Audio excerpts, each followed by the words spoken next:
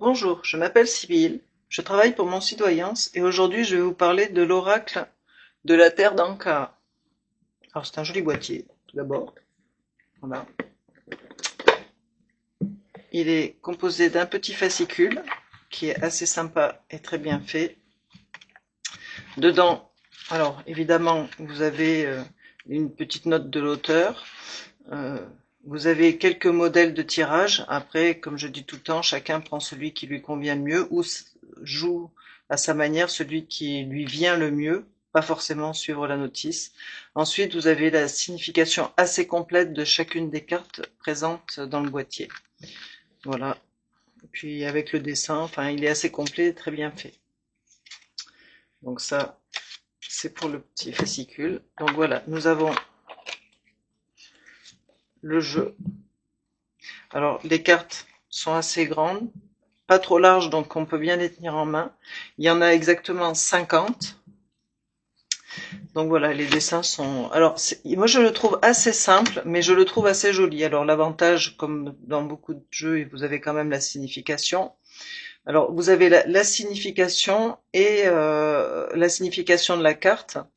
Et ce que ça peut être aussi, la manière dont elle peut être interprétée par rapport au tirage et aux résultats demandés lors de la consultation. Là, vous avez les tabous. Voilà, les dessins, moi, je trouve qu'ils sont assez simples, mais ils sont très parlants. Et sincèrement, il est pas trop chargé comme en termes de dessin, mais je trouve ils sont simples et jolis. Il est assez agréable. Voilà, il reste facile aussi. Je pense alors, en termes d'interprétation pour des débutants, je pense que ça peut être un peu compliqué lorsque l'on veut commencer à travailler sur les significations autres que la notification sur la carte, parce que ça va chercher plus loin qu'un tirage normal. C'est-à-dire que là, on va chercher dans les profondeurs familiales, dans les soucis qui sont vraiment internes. C'est un petit peu plus compliqué qu'un simple jeu. Donc voilà, vous avez, voyez, la lignée avec, bah, ça forme vraiment le côté paternel. C'est pour faire des recherches plus intimistes dans la, dans la, dans les soucis de la personne. Donc voilà, ça c'est pour le jeu. Alors, je sais pas si vous avez remarqué, sur les cartes, il y a 3 couleurs différentes.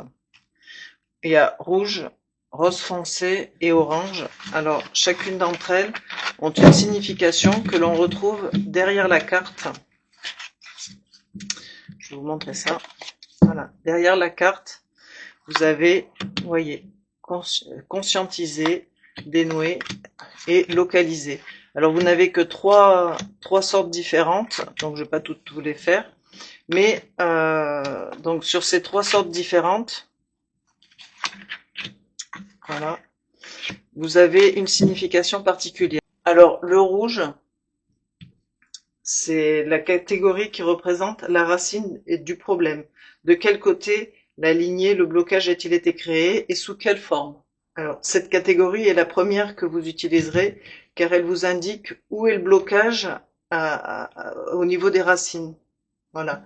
Ensuite, il y a la orange, donc qui elle indique elle indique quel est le problème causant le nœud au niveau énergétique et émotionnel. Grâce à elle, vous allez pouvoir déterminer les blocages que vous portez ou que porte le consultant alors qu'il ne vous appartient pas ou qu'il n'appartient pas au consultant. C'est-à-dire qu'un blocage qui peut venir des gens du passé ou d'ancêtres liés à la famille. Et ensuite, la rose foncée, cette catégorie permet de libérer du blocage. Chacune des 12 cartes indique une méthode à mettre en pratique pour défaire les nœuds cellulaires relevés grâce aux 2 autres cartes tirées. Le mieux, c'est quand même de pouvoir faire un tirage. Alors, vous pouvez faire de différentes façons, faire l'état de cartes rouges ou des cartes roses et oranges, et ensuite faire une ligne de chacune d'entre elles. Moi, je vais plutôt essayer de faire ça à ma manière, mais voilà, c'est un jeu qui est quand même assez ancré dans les racines des personnes, donc vous pouvez le faire pour vous ou pour des tierces. Mais bon, voilà, je pense que pour un débutant, ça peut être un peu compliqué. Il faut quand même qu'il ait un peu d'expérience dans les tirages pour pouvoir entrer vraiment dans le passé de la personne et pour voir d'où viennent les soucis générationnels et que peux-tu me dire sur mes blocages personnels, s'il te plaît. Donc là, je ne ferai pas de coupe, je vais juste étaler. Hop, allez, il y en a 3. Eh ben, écoutez, moi j'ai la peur, le tabou et l'abondance. Alors bon, connaissant mon passé, je dirais bien que oui, ça c'est fort probable que mes peurs d'enfance sont devenues un peu des tabous à un moment donné. Mais alors, moi j'ai envie de dire cette carte, je l'interpréterai à ma manière en disant que l'abondance, moi j'ai réussi à évacuer tout ça et à pouvoir en faire quelque chose d'énormément plus beau et plus fort que ce que j'avais. Par contre, le côté blocage, moi je l'ai plus.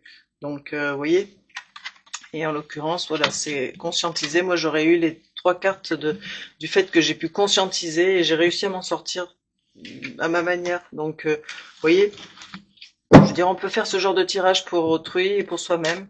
Donc voilà, écoutez, ce jeu, il est un petit peu particulier, il est un peu différent des autres, mais il va plus en profondeur dans l'esprit de la personne et ou, enfin, la vôtre ou celle d'autrui selon vous le faites pour un consultant ou pas.